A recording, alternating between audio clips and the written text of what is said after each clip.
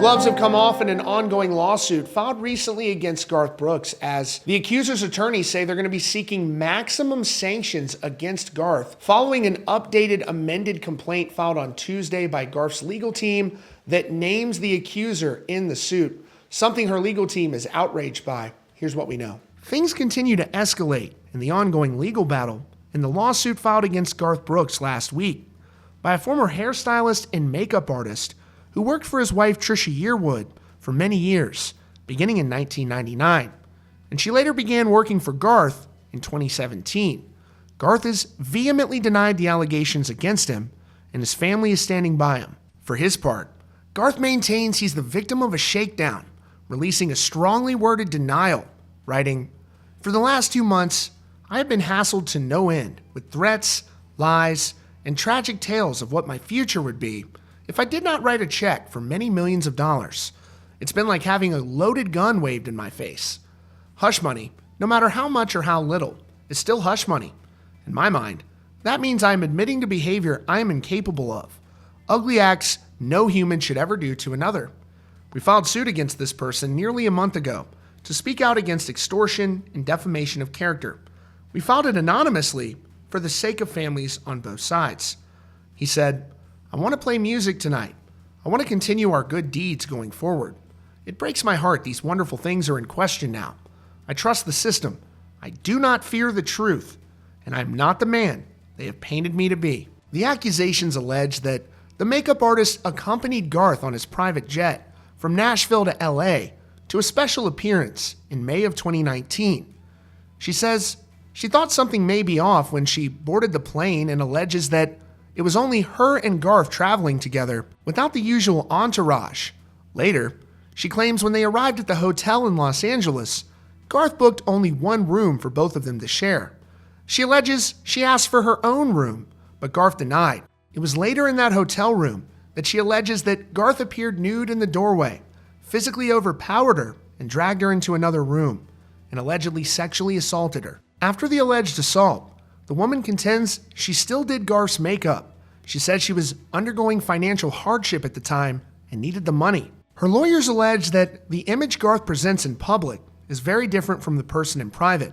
They say they're very confident in their case, writing in a statement at the time, "We are very confident in our case, and over time, the public will see his true character rather than his highly curated persona." On Monday night on his show Inside Studio G, Garth took a moment to address the elephant in the room. To say it's been, well, actually, it's not been a week, it's been 2 weeks, hasn't it? We haven't been on it for 2 weeks. Lots happened in the last 2 weeks.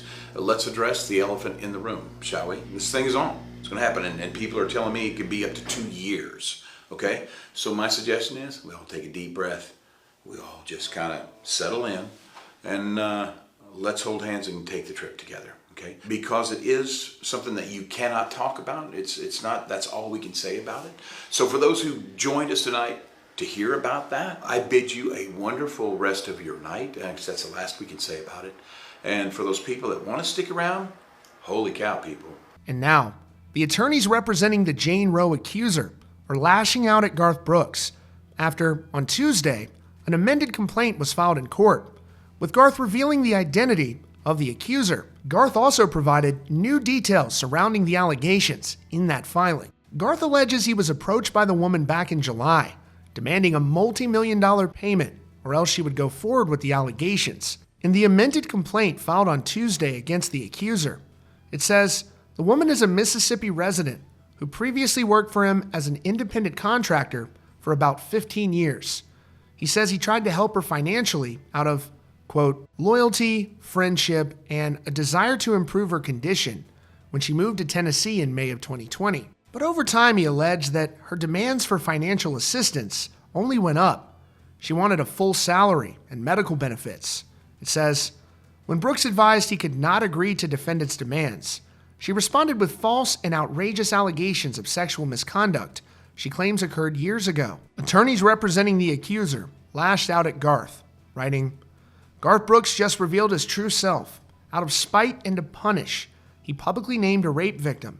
With no legal justification, Brooks outed her because he thinks the laws don't apply to him.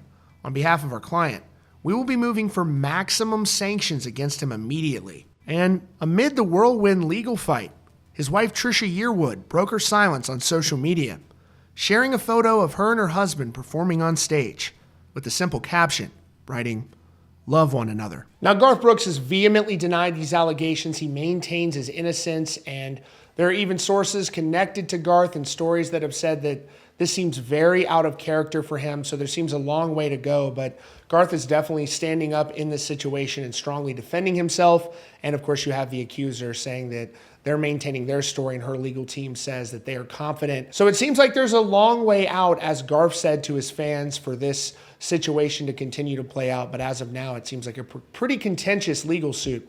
That's your latest update from CountryCast. Be sure to subscribe with notifications on for the latest news and updates.